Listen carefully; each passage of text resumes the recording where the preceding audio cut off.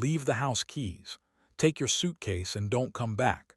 My son Brandon said over dinner while Stacy, his wife, nodded coldly. My grandson handed me a packed suitcase. I built that house for them, yet they erased me like dust. But when the bank called, naming me the sole owner, their world began to crumble. I'm not just coming back. I'll make them regret it. The rain tapped the dining room windows as I sat at the head of the oak table. Ellen and I chose 30 years ago. My plate was untouched. Brandon, my son, leaned forward, his chair creaking.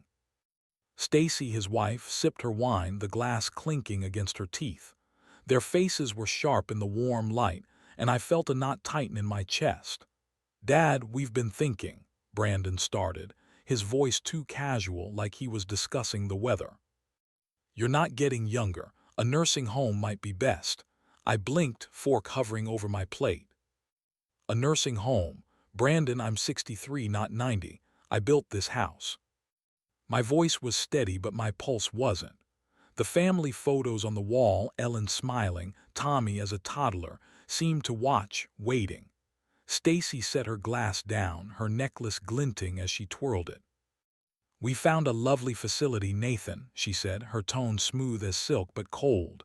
"It's perfect for you. Quiet, comfortable." Her smile didn't reach her eyes. I gripped the tablecloth, its texture rough under my fingers. "This is my home," I said, locking eyes with Brandon. "You live under my roof. I paid for your education, your wedding, your startup." The words spilled out, each one heavier than the last.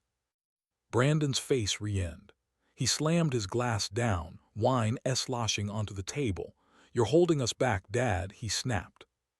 "We need space, a fresh start. You're a burden." The word hit like a slap. Stacy nodded, her silence sharper than any insult. I turned to Tommy, my grandson, sitting quietly at the table's edge. His eyes were fixed on his plate, his small hands fidgeting. "Tommy," I said softly, "you understand, don't you?" He didn't look up. Instead, he slid a suitcase across the floor, its wheels squeaking. "Here, Grandpa," he whispered, barely audible. My throat tightened. The suitcase was mine. Packed ready, they'd planned this. I stood, chairs scraping against the hardwood. "You can't do this," I said, my voice low but firm. "I own this house. Legally, it's mine." Brandon stood too, towering over the table. "Leave the house keys. Take your suitcase and don't come back," he said, his voice cold. Final, Stacy's lips curved, a faint, satisfied smirk. I looked at them, my son and his wife, and saw strangers. I wanted to shout, to fight, but Tommy's downcast eyes stopped me. I wouldn't make a scene in front of him. My hand shook as I reached for the keys in my pocket. They felt heavy, like they carried the weight of every memory in this house. Ellen's laughter, Tommy's first steps. I set them on the table, their metallic clink echoing like a door slamming shut. "Fine," I said, my voice barely above a whisper. I grabbed the suitcase handle, its leather cool against my palm, and walked to the door. The rain was louder now, a steady drum beat. I glanced back, catching Ellen's framed smile on the wall. She'd know what to do, I thought. She always did. I stepped outside, the door closing behind me with a soft thud. The evening air was cool, carrying the faint scent of wet grass that enveloped me. My breath caught as I stood on the porch, the suitcase heavy in my hand. The street was dark, the neighborhood's tidy lawns and glowing windows mocking my displacement. I was erased like dust swept from their perfect lives. Then headlights cut through the rain. A taxi slowing at the curb, its yellow glow was faint, but it was something. I tightened my grip on the suitcase and stepped forward, the wet pavement slick under my shoes. The evening breeze cut through my coat, the suitcase heavy in my hand. I waved down a taxi, slid inside, and caught the scent of coffee. "Where to?" the driver asked, his voice growly but kind. He was about 50, with a weathered cap and eyes that caught mine in the rearview mirror. "Harbor Motel," I muttered, nomming the only place I could think of. "It's off Post Road." My voice sounded hollow, unfamiliar. I set the suitcase on my lap, its zipper digging into my palms. The driver, Ray, his license red, nodded and pulled onto the street. The taxi's heater hummed, warming my chilled hands, but it couldn't touch the cold inside me. Rain streaked the windows, and the suburban homes we passed glowed with a warmth I no longer had. I gave them everything, I thought, my mind replaying Brandon's words. "You're a burden. You all right back there?" Ry asked, glancing at me in the mirror. His tone wasn't prying, just concerned, like he'd seen men like me before. I didn't answer right away. My fingers traced the suitcase's handle, its worn leather grounding me. "Not really," I admitted, my voice cracking. "My son, he kicked me out. Told me to leave my own house." Ray let out a low whistle. "That's rough. Family can cut deepest." He adjusted the mirror, his eyes steady. "Want to talk about it?" I hesitated. The rain's rhythm filled the silence. Then it spilled out. "We were having dinner," I said, my words halting. "Brandon, my son, said I should go to a nursing home. His wife, Stacy, backed him up, cold as ice. They'd packed my suitcase, even got my grandson to hand it to me." My throat tightened at the memory of Tommy's whisper. "Here, Grandpa." Ray shook his head, his hand steady on the wheel. "That's a low blow using the kid."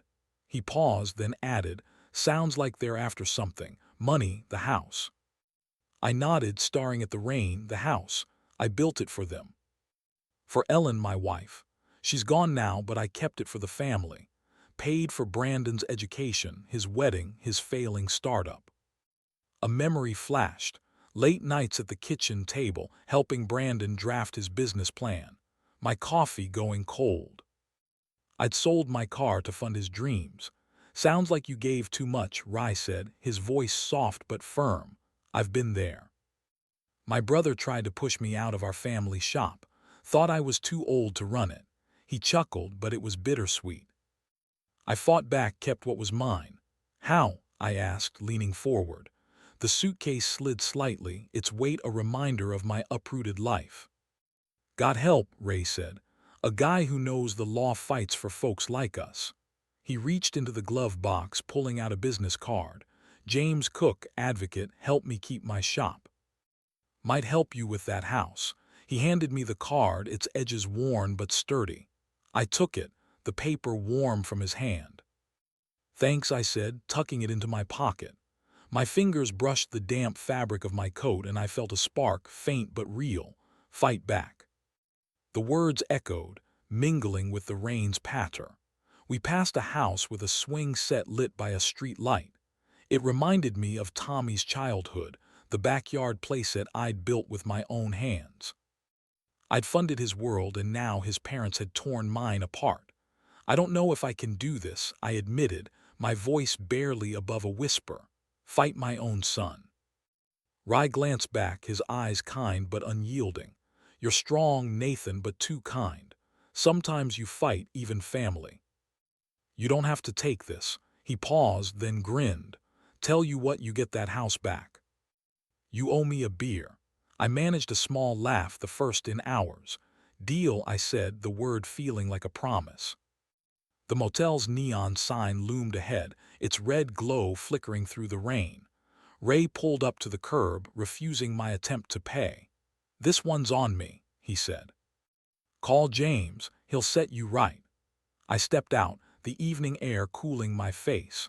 I pulled the suitcase toward the motel's entrance, its glass door reflecting the dim glow of a street lamp. I clutched Ray's card in my pocket, its edges sharp against my fingers. For the first time that night, I felt something solid under me, like ground after a fall. I turned toward the door and walked forward.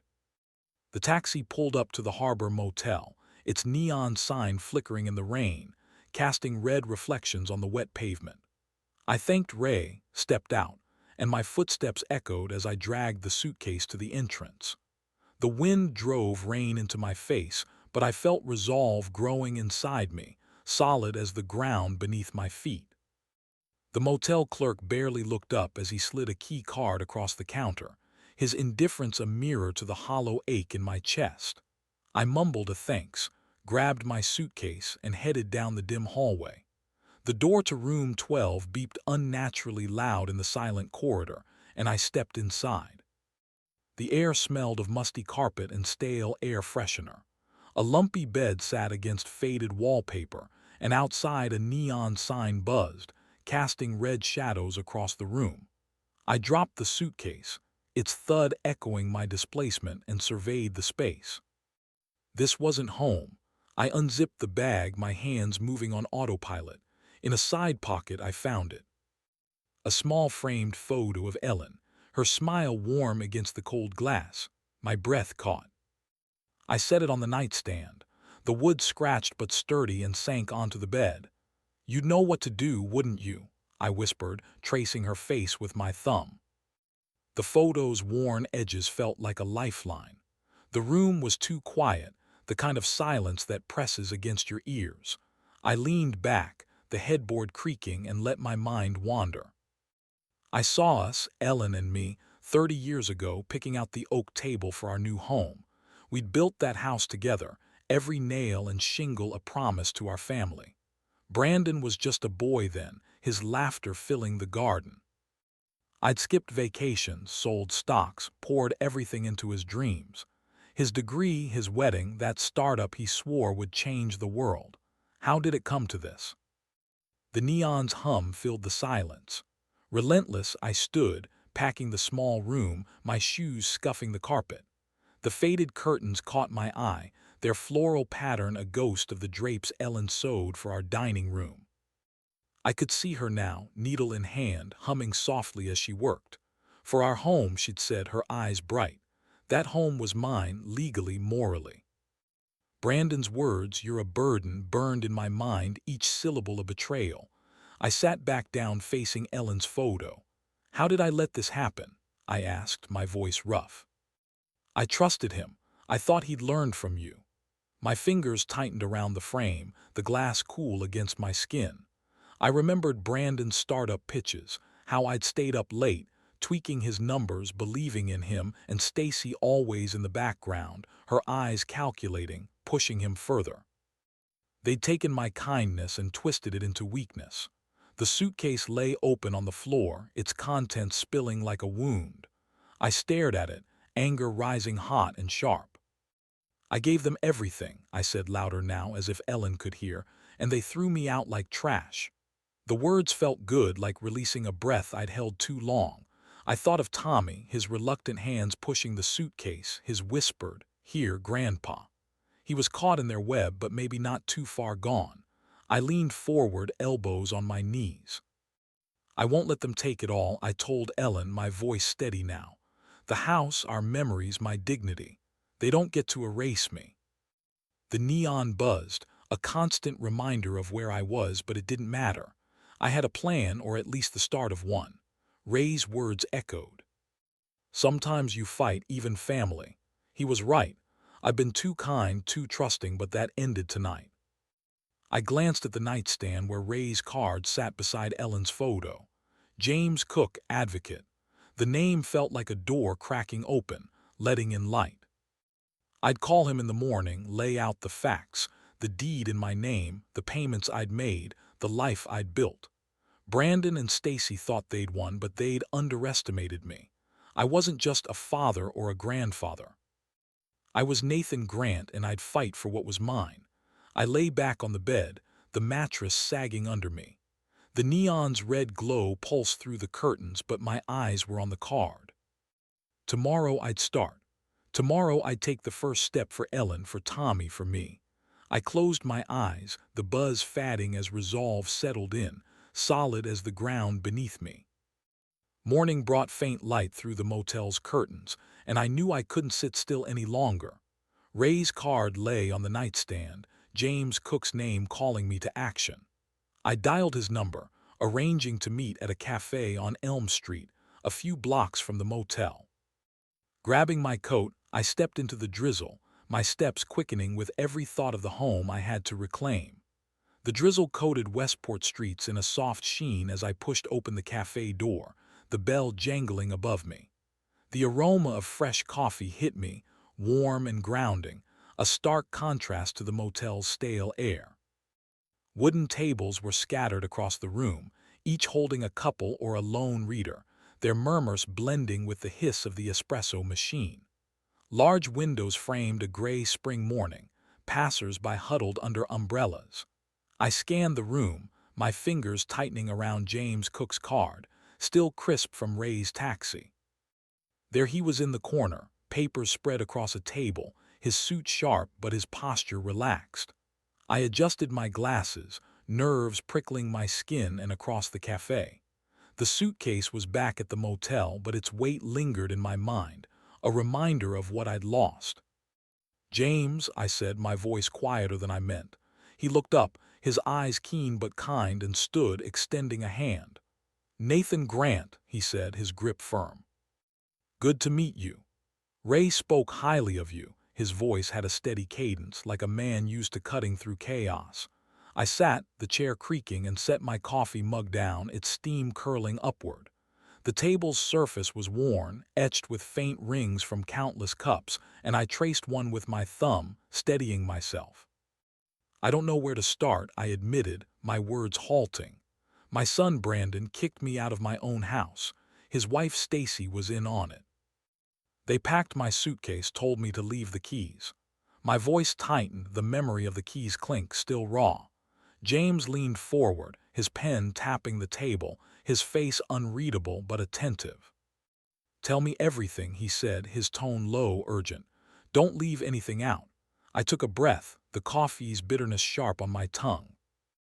"It was over dinner," I said. "Brandon said I was a burden, that I should go to a nursing home." Stacy backed him up, all smiles and venom. "My grandson Tommy handed me the suitcase. I built that house for them. James paid for Brandon's education, his wedding, his startup, everything." A memory flashed. Late nights at my desk, balancing Brandon's startup budget, my eyes burning from the screen. I'd given up my retirement for his dreams. James's pen froze mid-note. "Your own son," he muttered, his voice thick with disbelief. "That's beyond low." He leaned back, his chair scraping softly, and shook his head. "I've seen greed, Nathan. But this is personal." His words carried the weight of a father, not just an advocate, and I felt a flicker of hope. "They think they've won," I said, my fingers tightening around the mug, "but the house is in my name. Legally, it's mine." I paused, then added, "I want it back, and I want them to understand what they've done." James's eyes narrowed, a spark of righteous anger in them. "We'll get your house," he said, his voice firm, "but we can do more. Brandon's startup," Ray mentioned. "It's shaky. You know his business, don't you? His weaknesses." He slid a legal pad across the table, its crisp lines a promise of structure in my unraveling world. I nodded, my mind racing. "He's always been sloppy with money," I said. "Overpromises to investors, underdelivers on results. I bailed him out more times than I can count." The cafe's chalkboard menu caught my eye. Its neat handwriting reminding me of Brandon's startup pitch scrolled on a napkin, my savings poured into his vision. "Then we start there," James said, jotting notes. "We'll check property records, confirm your ownership, but we'll also look at his business. Financial pressure can make people like Brandon crack." He tapped his pen, a rhythmic beat. "This isn't just about reclaiming your home, Nathan. It's about teaching them a lesson they won't forget." I leaned forward, the table's edge pressing into my palms. "What's the first step?" I asked, my voice steadier now. The cafe's warmth wrapped around me, a small comfort against the storm outside. "We gather evidence," James said. "Deeds, bank records, anything showing your contributions to that house and his business. You're not just a father, you're a stakeholder. We'll build a case they can't ignore." He paused, his eyes locking with mine. "You ready to fight, Nathan?" I thought of Ellen's photo on the motel nightstand, her smile urging me forward. "I'm ready," I said, my voice solid like the ground I was reclaiming. We shook hands, his grip, a seal on our alliance. The espresso machine hissed, punctuating the moment, and I felt something shift inside me. A spark of the man I'd been before betrayal dimmed me. James gathered his papers, sliding them into a folder. "I'll start digging today," he said. "You focus on what you know about Brandon's business. Every detail helps." He handed me his card, its embossed letters catching the light. "Call me anytime." I stood, the chair scraping softly, and tucked the card into my pocket. The cafe's bustle faded as I stepped outside, the drizzle cool on my face. I pulled my coat tighter, my eyes catching a street sign. Elm Street, just blocks from my old home. The name hit me like a pulse, stirring memories of Ellen's garden, Tommy's laughter. My hand brushed my phone, a new resolve hardening in me. I turned down the sidewalk, the sign's arrow pointing me forward. The drizzle had eased as I walked back to the motel, my mind buzzing with James's plan. The folder with his card sat in my pocket, but the real weapon was in my head.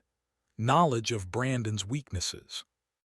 The motel would give me focus, away from the cafe's hum. Reaching my room, I tossed my coat on the bed, sat at the desk, and pulled out my phone, ready to strike at Brandon's business. The motel room's lamp flickered, casting jagged shadows on the wall as I sat at the desk. Paper spread before me like a battle map. The spring breeze slipped through the cracked window, carrying the faint scent of blooming lilacs, a cruel reminder of the garden I'd lost. It was late afternoon, the golden light slicing through the drizzle outside, and James's words echoed in my mind. "Financial pressure can make people like Brandon crack." My old contacts from my consulting days lay scribbled on a notepad, their names a lifeline to my past. I picked up my phone, its cool plastic, steadying my nerves, and dialed the first investor. "Nathan Grant," I said when the call connected, my voice calm but firm. "I'm calling about Brandon Grant's startup." The investor, a man I'd advised years ago, sounded surprised but warm. I took a breath, the desk's chipped edge rough under my fingers. "I have reason to believe Brandon's misusing funds, over-promising, under-delivering. You might want to look into it." My words were measured, professional, but each one felt like a jab. The investor's tone shifted, shock creeping in. "Misused funds. We trusted him because of you, Nathan." His voice crackled through the phone, and I felt a surge of satisfaction. "I'll have my team review the books," he promised before hanging up. I jotted a note. Investor 1 investigating, and leaned back, the chair creaking, one down. I paced the room, the carpet muffling my steps, and dialed the next number. The suitcase sat open by the bed, its contents untouched since last night, a silent witness to my uprooted life. Each call grew easier, my voice steadier, my old expertise resurfacing. "I helped to build his business," I told another investor, a woman with a sharp edge. "But he's been reckless. Check his expense reports." She gasped, promising a full audit. I marked her name. Investor 2 rattled and kept going. A memory hit me as I scribbled. Brandon at 25. His startup pitch scrolled on a diner napkin, my pen circling errors. I taught him how to balance a ledger. Sold stocks to fund his dreams. The pen's scratch on my notepad now felt like a weapon, turning his betrayal back on him. I'd been a fool to trust him, but I wasn't that man anymore. 3 calls in, my hand ached from gripping the phone, but the thrill of action pushed me forward. The investor's reactions, shock, suspicion, urgency, validated me. Brandon's house of cards was wobbling, and I'd barely started. I paused, the motel's silence heavy, and glanced at Ellen's photo on the nightstand. Her smile steadied me, but a flicker of doubt crept in. What if this backfired? What if I hurt Tommy in the crossfire? I shook it off, my fingers tapping the desk. This wasn't about destruction. It was about justice. Brandon and Stacy thought they could erase me, but they'd forgotten who I was. I'd built their world, and I could dismantle it piece by piece. The lamp's flicker slowed, its light steadying, and I felt a quiet triumph settle in my chest. I made one final call to a hedge fund manager who'd always respected my advice. "Nathan, if this is true, we're pulling our funding," he said, his voice grim. I thanked him, hung up and exhaled, the air heavy with the weight of what I'd done. The investors were circling and Brandon would feel the squeeze soon. I leaned back, the chair groaning, and stared at my notes, their inked lines a map of my counterattack. The breeze from the window cooled my face, and I felt the motel's walls shrink around me, urging me to keep moving. I'd struck the first blow, and it felt right. Clean, precise, like the consultant I'd been. But the fight was far from over. Stacy's cunning lingered in my mind. A shadow behind Brandon's bluster. She'd have a plan, and I needed to be ready. My phone buzzed, snapping me out of my thoughts. A text from an unknown number glowed on the screen. "You'll regret this, Dad." My pulse quickened, my thumb hovering over the message. Brandon knew the game was on, and I wasn't backing down. I stood the death's edge, biting into my palm, and stared at the text, its words a challenge I was ready to meet. The motel room's silence was suffocating, broken only by the faint hum of the neon sign outside. My phone sat on the desk, its screen still glowing with Brandon's text. "You'll regret this, Dad." My hand trembled as I read it again, the words sharp as a blade. I paced the small space, the carpet worn under my shoes, my mind racing. I'd struck first, calling his investors, and now he was hitting back. The suitcase by the bed gaped open, a reminder of how far I'd been pushed, but I wasn't the one running anymore. The phone buzzed again, this time a call. Brandon's name flashed and my stomach tightened. I took a breath, the air stale, and answered, keeping my voice even. "Brandon," I said, my tone flat, like I was discussing the weather. "You're destroying everything I built," he shouted, his voice cracking through the speaker. "You called my investors, lied about me. You think you can ruin me." His words were frantic, unhinged. But I caught Stacy's shadow in them, her calculated venom shaping his rage. I leaned against the desk, its chipped edge grounding me. "I told the truth," I said, calm but firm. "You've been reckless with their money. They deserve to know." My pulse hammered, but my voice didn't waver. I'd spent years bailing him out, and now I was done. Truth. Brandon spat. "You're a jealous old man, Dad. Stacy's right. You're trying to sabotage us. We're suing you for defamation. And the neighbors. They think you're unhinged. We've told them everything." His words were a jab meant to wound, but they only sharpened my resolve. I clenched my fist, the phone's plastic cool against my ear.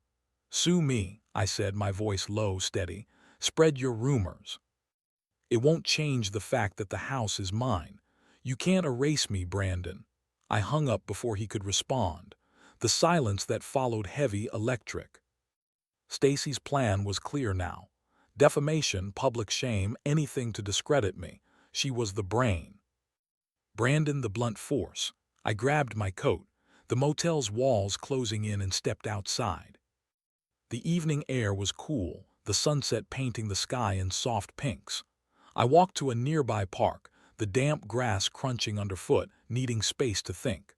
Blooming cherry trees lined the path, their petals scattered like confetti. And I remembered planting a garden with Ellen, our hands dirty, our laughter light. That home, those memories, they were worth fighting for. I sat on a bench, the wood cold through my jeans, and replayed Brandon's words. Defamation, neighbors. Stacy's fingerprints were all over this, her need for control driving their counterattack. I'd underestimated her, but not anymore. My calls to the investors had rattled them, and this was their desperate flailing. I felt a spark of defiance, hot and sure, burning away my doubt. The park's quiet was broken by a bird's chirp, sharp in the dusk. I pulled out my phone, James's number already dialed. Brandon and Stacy thought they could scare me off, but they'd misjudged me. I'd been too kind for too long, but kindness wasn't weakness. It was strength, and I had used it to outsmart them.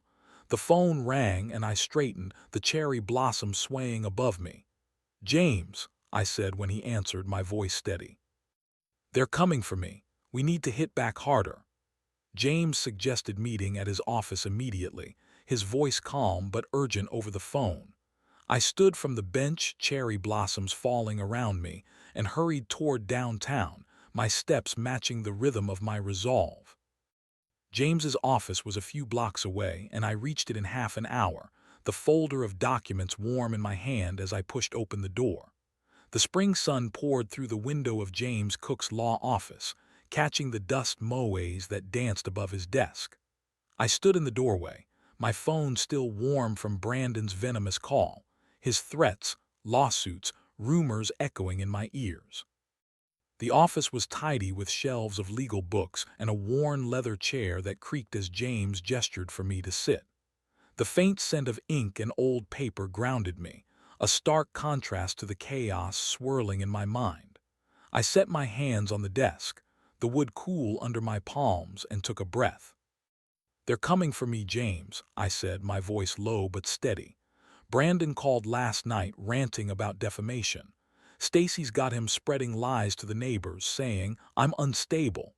My jaw tightened, the memory of his words. "You'll regret this, Dad," burning like a fresh cut.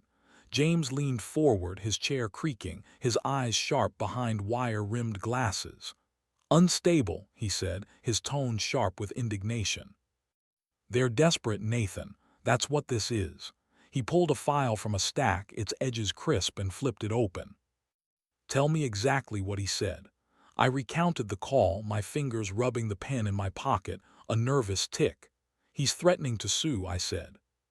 "Said they've got a lawyer that they'll ruin me. Stacy's behind it. She's the one pulling the strings." I paused, the office's silence heavy, amplifying the weight of their betrayal. I hit a nerve with those investor calls, didn't I? James's lips twitched, a grim smile. "You hit more than a nerve," he said, tapping a document in the file. "You shook their foundation, but let's talk about yours." He slid a yellowed paper across the desk, its text dense with legal jargon. "This is the original property agreement for your house, signed by you and Ellen. Sole ownership in your name. Brandon's got no claim and he's too sloppy to know it." I leaned forward, my pulse quickening. The document's faded ink was a lifeline, a piece of Ellen's foresight I'd nearly forgotten. "Sole ownership," I repeated, my voice catching. A memory flashed, Ellen and I at our kitchen table, signing that agreement, her hands steady as she said, "This protects us, Nathan." I'd trusted her then, and now she was saving me again. "Exactly," James said, his pen pointing at a clause. "They're banking on you folding. But this," he tapped the paper again, "this says you don't have to. We can countersue for attempted fraud. They try to push you out of your own home, Nathan. That's not just personal. It's illegal." His voice carried a righteous edge, like a father defending his own.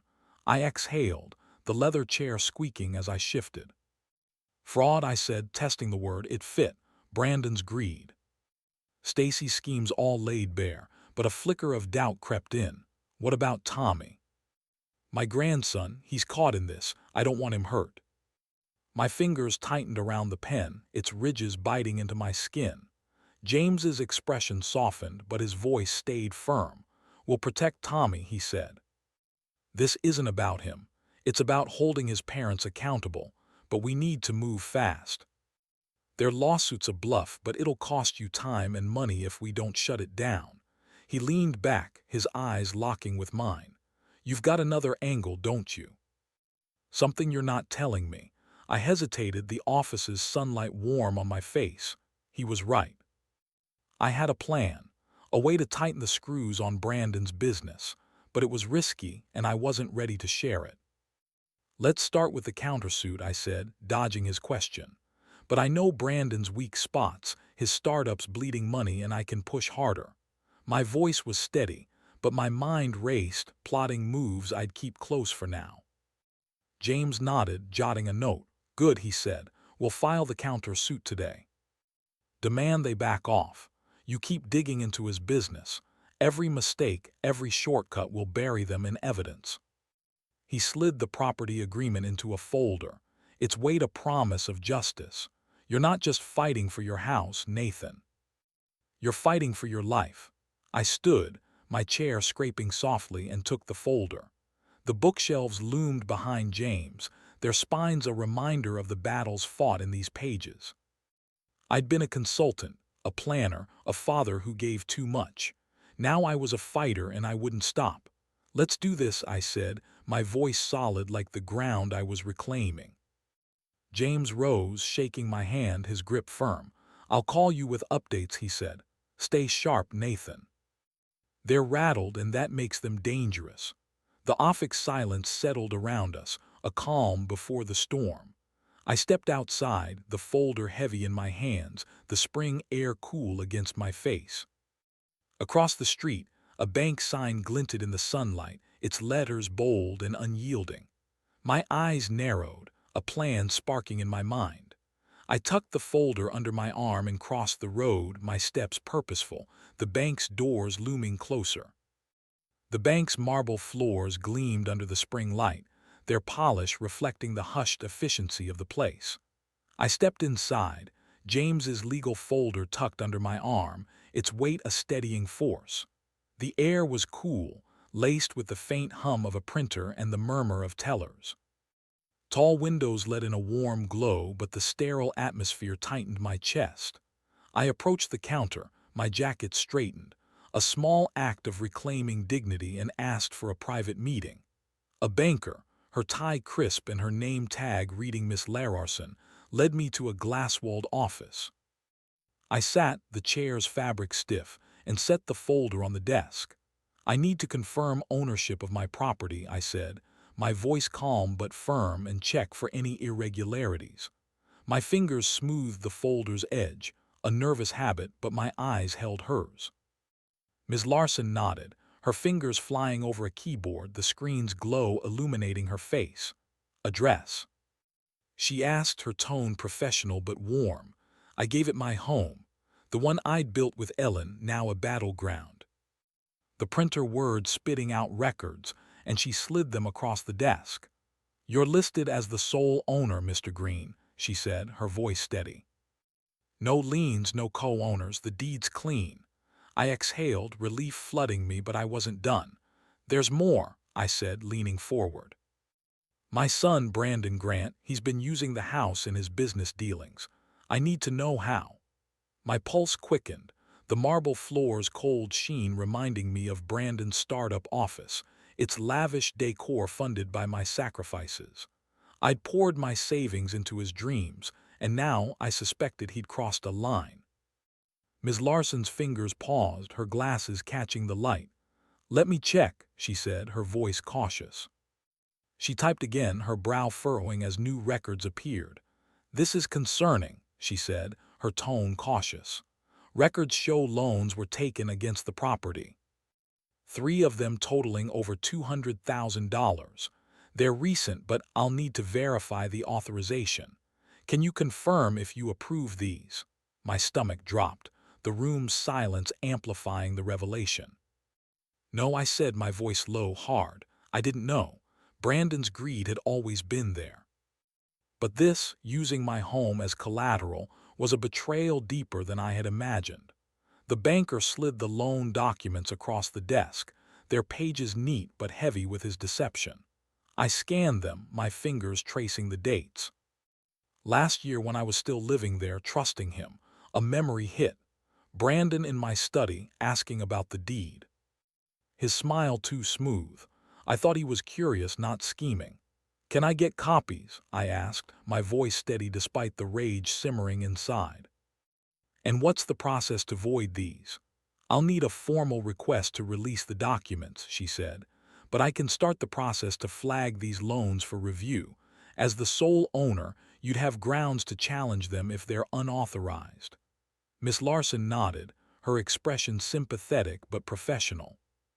"You'll need legal action to void them," she said, printing the copies. "But as the sole owner, you have grounds. These loans are fraudulent if you didn't consent."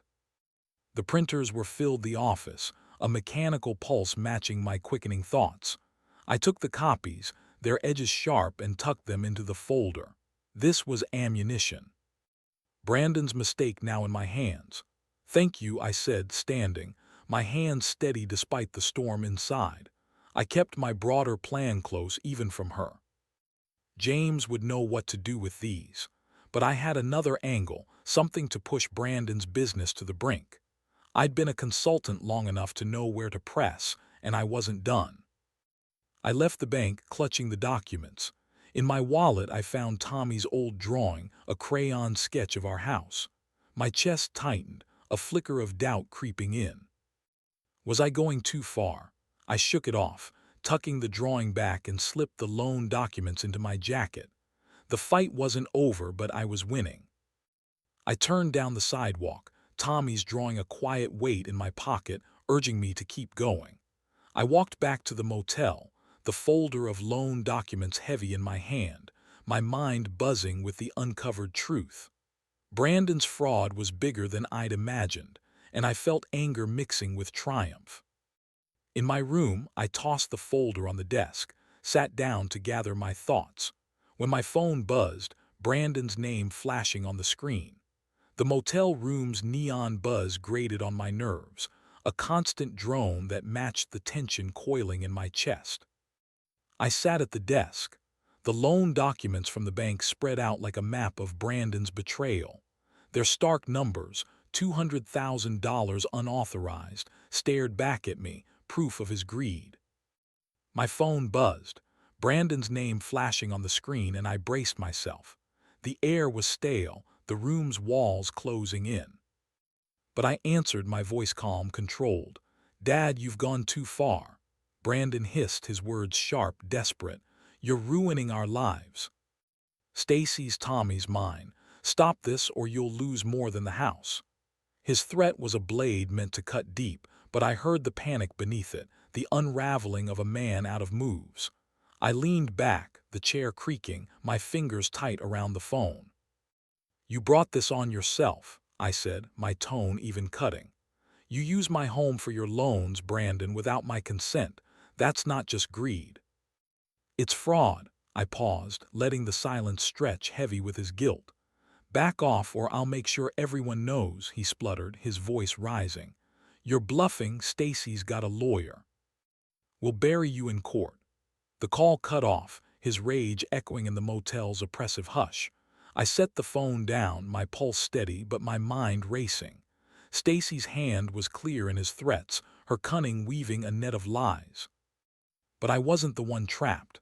I stood needing air and noticed a folded paper by the door, slipped under while I was distracted. My heart skipped as I picked it up, the crinkled edge soft under my fingers. Tommy's handwriting, childish but careful, covered the page. I sank onto the bed, the mattress sagging, and read, "Dear Grandpa, I'm sorry about the suitcase. I didn't want to. Mom and Dad said it was best, but I miss you. Please fix things. Love, Tommy." My throat tightened, his scrolled sorry blurring in my vision. I stepped outside, the evening sky a soft purple, the dusk air cool against my face. The motel's neon buzz faded, replaced by the faint chirp of crickets. I reread the letter under a street lamp, its glow catching Tommy's wobbly letters. A memory hit, camping with him, his small hand in mine as we watched the stars. He was caught in his parents' web, his loyalty torn, and now he was reaching out. My chest ocked, doubt creeping in. Was I hurting him to punish them? I folded the letter, its edges worn, and tucked it into my pocket. Tommy's words were a weight, but they didn't change the truth. Brandon and Stacy had to face their actions. I'd fight, but I'd protect him, carve a path that spared his heart.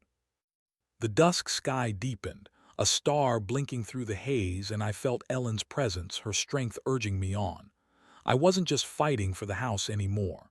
It was for Tommy, for the family we'd built. My resolve hardened, the letter, a quiet fire in my pocket. Brandon's threats were noise, but Tommy's plea was truth. I pulled out my phone, dialing James, my thumb steady despite the emotions swirling inside. A car horn blared nearby, sharp and urgent, snapping me to action. "James," I said when he answered, my voice firm. "We need to move now. They're desperate and I've got something they can't ignore." The horn faded, but my focus didn't. The fight ahead clear as the star above. The spring sunlight sliced through the blinds of James Cook's law office, casting sharp lines across the coffee-stained desk. I sat across from him, my hands steady as I signed the fraud lawsuit against Brandon, the pen's ink smudging slightly under my grip.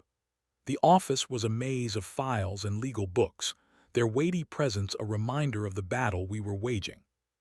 The rustle of papers filled the air, each sheet a piece of Brandon's undoing, those unauthorized loans. His reckless gamble with my home. I felt a surge of control, the kind I hadn't known since the night I left. James stamped the final document, his eyes glinting with satisfaction. "This is it, Nathan," he said, his voice firm, almost celebratory. "Brandon's startup will be under a microscope now. Those loans fraudulent. His investors will tear him apart." He leaned back, the chair creaking, and folded his hands. "You've got him cornered."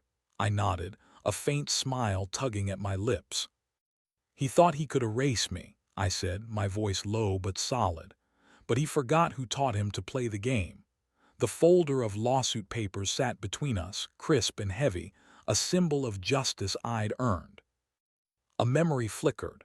Brandon at my desk years ago, my hand guiding his through budget sheets, believing in his dreams. Now those dreams were his noose. "We're filing today," James said, stacking the papers. "The court will notify him soon but may take weeks to resolve. Still, Stacy's defamation threats are smoke. She's got no ground to stand on." His tone was confident, but he paused, studying me. "You're holding up, Nathan, stronger than most would." I exhaled, the office's coffee aroma grounding me. "I have to," I said, "for Ellen, for Tommy." My grandson's letter, tucked in my pocket, was a quiet weight, a reminder of the cost of this fight. I stood, the chair scraping softly, and shook James's hand. "Let's finish this," I said, my voice steady, carrying the resolve I'd built over weeks. Back at the motel, the neon sign buzzed, its red glow flickering through the curtains. I sat on the bed. The lawsuit papers spread before me, their words a map of my victory. The room felt smaller, the air stale, but my mind was clear. My phone rang, a Westport number I didn't recognize, and I answered, expecting James with an update. "Nathan, it's Linda from down the street," came a hushed voice tinged with concern. I had to call. "I saw Stacy at the charity gala last night. She looked shaken. People were whispering about Brandon's business troubles, something about debts. She left early, clearly upset. I thought you should know." I leaned back, the mattress sagging, a quiet satisfaction settling in. "I'm just taking back what's mine," I said, keeping my voice neutral. I pictured Stacy's cold nod at that dinner, her necklace glinting as she sealed my expulsion. Now her perfect world was crumbling, her status shattered like glass. A part of me savored it, but Tommy's letter burned in my pocket. Was this hurting him too? "Thanks for letting me know, Linda," I said, ending the call. The motel's silence was heavy, broken only by the neon's hum. I stood packing the small room, my shoes scuffing the carpet. Stacy's fall was justice, but it wasn't the end. Brandon was still out there flailing, and I needed to be ready for his next move. I glanced at Ellen's photo on the nightstand, her smile a steady anchor. "We're almost there," I whispered, my fingers brushing the frame. A sharp knock at the door jolted me, my heart racing. I froze, the lawsuit papers still spread on the desk, their edges curling in the dim light. Who was here? Brandon, Stacy, or someone else entirely? I crossed the room, my steps deliberate, and reached for the handle, the neon's buzz loud in my ears. I opened the motel door cautiously, my pulse racing, but it was James, his face alight with triumph. He held the court's final notice, my ownership confirmed. Brandon's fraud exposed, their threats nullified. "Time to go home, Nathan," he said, his voice firm. I gathered my things, the suitcase lighter now, and we drove to Westport. The front door of my home creaked as I pushed it open, the familiar sound hitting me like a wave of memory. The dining room stretched before me, its oak table gleaming under the spring evening's golden light. Family photos lining the walls. The faint scent of Ellen's old lavender candles lingered, wrapping me in a warmth I hadn't felt since that awful dinner. My heart pounded as I stepped inside, the deed to the house heavy in my hand, its paper crisp with legal truth. Brandon and Stacy stood by the table, their faces pale, Tommy hovering behind them, his eyes wide. "This is my home," I said, my voice firm, echoing in the quiet room. I set the deed on the table, its weight silencing their protests before they could start. Brandon's shoulders slumped, his usual bluster gone, while Stacy's hands trembled, her necklace still but her composure cracked. I'd come straight from the motel, the knock on my door revealing James with the court's final notice. Brandon's fraud exposed, their threats nullified. After weeks of legal battles, the court had issued a preliminary ruling in my favor, exposing Brandon's fraud and nullifying their threats, paving the way for my return. "Dad," Brandon started, his voice tense. "You can't do this. We've got a lawyer. We'll fight this." Stacy stepped forward, her eyes flashing. "You think you can just walk in and take everything?" But her voice wavered and I saw the cracks. James's lawsuit, the investors pulling out. The neighbors' whispers had cornered them. I shook my head, my gaze steady. "Best for you," I said, my tone sharp but controlled. "You used my house for loans, Brandon. Lied to investors, to neighbors. You tried to erase me." The table's scratches caught my eye. A map of family dinners with Ellen, now a battlefield. I stood taller, the deed a shield. "You're leaving tonight." Stacy stepped forward, her voice shaking. "Nathan, please," she said, her usual venom replaced by desperation. "Let us stay. Well, make it right." For Tommy's sake, her hands closed together, knuckles white. But I saw through her, her status gone, her plans in ruins. The neighbor's call echoed in my mind. Stacy, red-faced, fleeing the gala. I turned to Tommy, his small frame half hidden behind the table. His eyes were wet, his hands fidgeting. "Tommy," I said softly, kneeling to his level, "come here." He hesitated, then ran to me, his arms wrapping around my neck. "Don't hate me, Grandpa," he whispered, his voice breaking. My throat tightened, his warmth a reminder of why I'd fought, not just for the house but for him. "I could never hate you," I said, hugging him back, my voice low, steady. "You'll always have a place here." I stood facing Brandon and Stacy, my resolve unshaken. "Take your things, the court's on my side. You're done here." Brandon's face crumpled, but he nodded, grabbing the suitcase. Ironic, I thought, remembering mine. Stacy gathered her purse, her movements jerky, her eyes avoiding mine. They shuffled toward the door, the silence heavy, broken only by the creak of floorboards. Tommy lingered, his hand brushing mine, and I squeezed it gently. "I'll call you Kid," I promised, my voice soft but sure.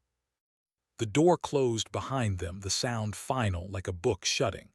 I stood alone in the dining room, the lavender scent stronger now, Ellen's presence all around me.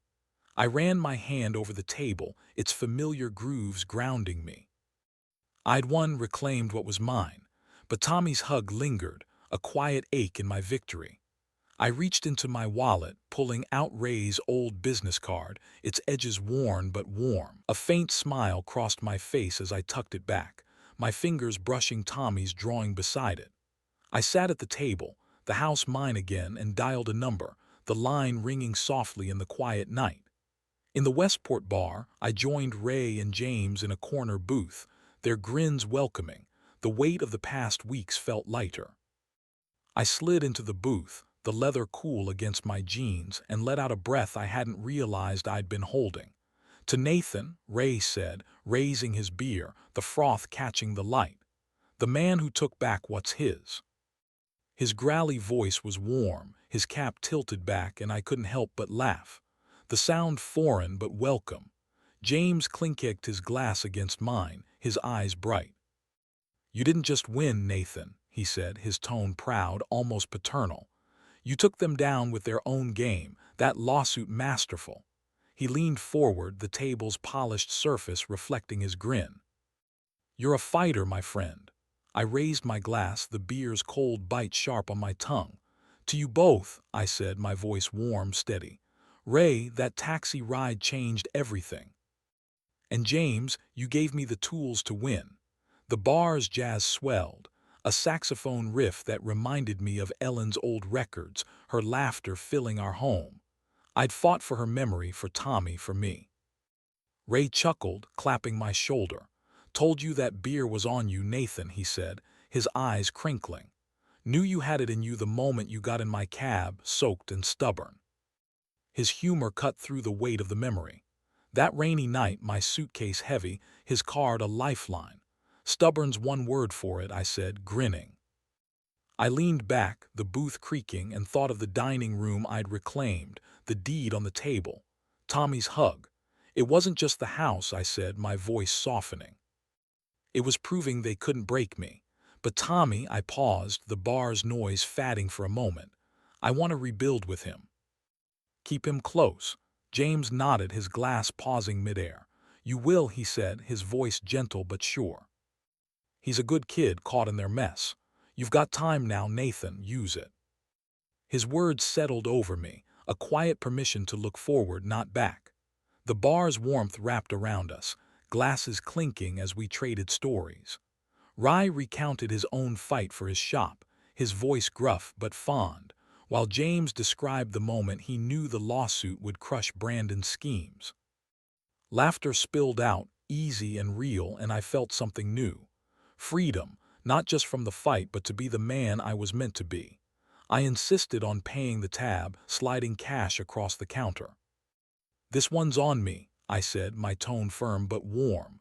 Rai protested, but James just laughed, raising his glass again. Next time we're at my place, I said, the words a promise. The bar's jazz softened, a piano note lingering, and I saw Ellen smile in my mind, her pride anchoring me. We stepped outside, the night breeze cool against my face, stars blinking through the spring sky. Ray clapped my shoulder again. James gave a nod, and we parted with plans to meet again. I walked down the street, my steps light, the breeze carrying the scent of blooming lilacs. The fight was over, my home mine, and Tommy's future a door I'd keep open. I tucked my hands in my pockets, raised cards still there, and smiled, the night stretching wide before me.